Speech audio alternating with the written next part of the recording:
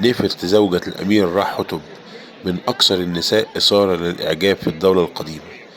نفرت كانت زوجة الأمير راحتب ابن الملك سنفرو، ومهندس وقائد عسكري بارز في الأسرة الرابعة. أما هي فكانت تحمل ألقاب مميزة معروفة لدى الملك وكاهنة حتحور، وده بيدل على مكانتها الدينية والاجتماعية الرفيعة. تمثال نفرت الشهير اللي قدامنا ده مكتشف في ميدوم، لا يزال حتى الآن يبهر العالم بجماله الطبيعي وتفاصيله المدهشة. عيونها المصنوعة من الكوارتز والمطعمة بدقة تجعل الناظرين يظنون أن الحياة تسري فيها حتى اليوم. نفرت لم تكن فقط زوجة أمير، بل كانت رمز للأنوثة والجمال والهيبة الملكية. والآن التمثال أمامكم يقف في المتحف المصري بالتحرير، شاهدا على عظمة المرأة في حضارة لا تموت.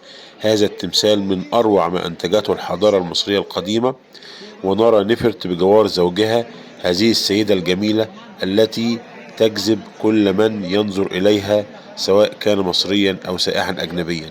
نفرت شخصية من الجمال الملكي